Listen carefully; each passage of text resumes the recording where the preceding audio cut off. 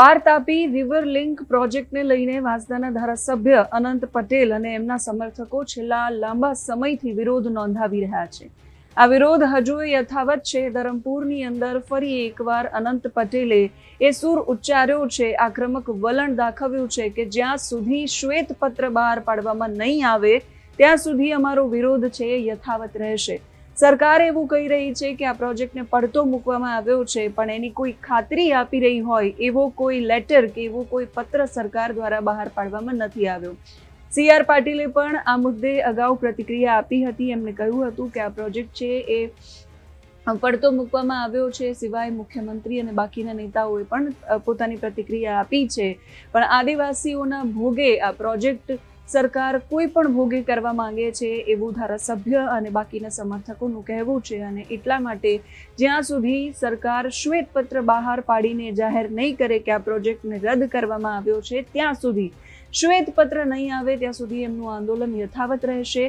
અનંત પટેલ આ મુદ્દાને લઈને શું કહી રહ્યા છે સાંભળીએ. આદિવાસી જે રીતે પાર તાપી નર્મદા રિવર લિંક માટે જૂઠાલાલ જૂઠી વાતો બનાવી રહ્યા છે, એ જોઈને એવું લાગે છે કે ખરેખર આદિવાસી સમાજ સાથે ભારતીય જનતા પાર્ટી કોઈ એની લાગણી સાથે રમત રમી રહી હોય એવું લાગે છે. એનું કારણ મુખ્ય છે કે તમે ઘટનાક્રમ જુઓ.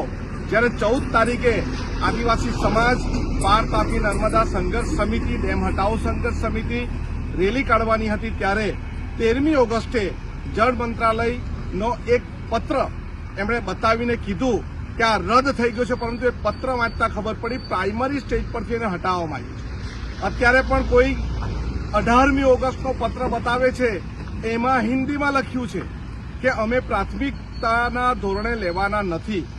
અને અમે જ્યારે વિધાનસભામાં એના વિશેની પ્રશ્નોત્તરી કરી, એમાં સ્પષ્ટપણે ઉલ્લેખ છે કે 2023માં મુખ્યમંત્રીએ પત્ર લખ્યો છે કેન્દ્ર સરકારમાં કે આ પાર તાપી નર્મદા રિવર લિંક પ્રોજેક્ટનો MOU રદ કરવા માટેનો પત્ર લખ્યો છે.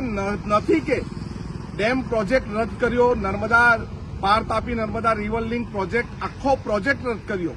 અમે આદિવાસી સમાજની લાગણીને સમજીએ છીએ, અમે મિટિંગો કરીએ છીએ, ત્યારે અમારી એક જ માંગણી છે કે આ પ્રોજેક્ટ કાયમ માટે રદ કરવામાં આવે અને આ પ્રોજેક્ટ કાયમ માટે રદ કરવા માટે શ્વેતપત્ર બહાર પાડવામાં આવે. જ્યાં સુધી શ્વેતપત્ર ભારતીય જનતા પાર્ટી અને જૂઠાલાલ લોકો બહાર પાડશે નહીં, ત્યાં સુધી અમારું આંદોલન ચાલુ રહેશે ને ચાલુ રહેશે.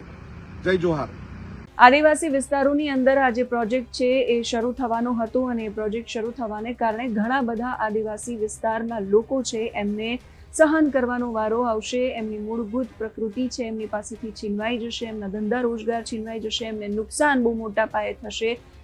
આ પ્રકારની દહેશતના કારણે આ પ્રોજેક્ટનો વિરોધ કરવામાં આવી રહ્યો છે. તમારું શું માનવું છે અનંત પટેલે જે કહ્યું એના પર કમેન્ટ કરીને કહેજો. અત્યારે આ વિડીયોમાં બસ આટલું જ. નમસ્કાર.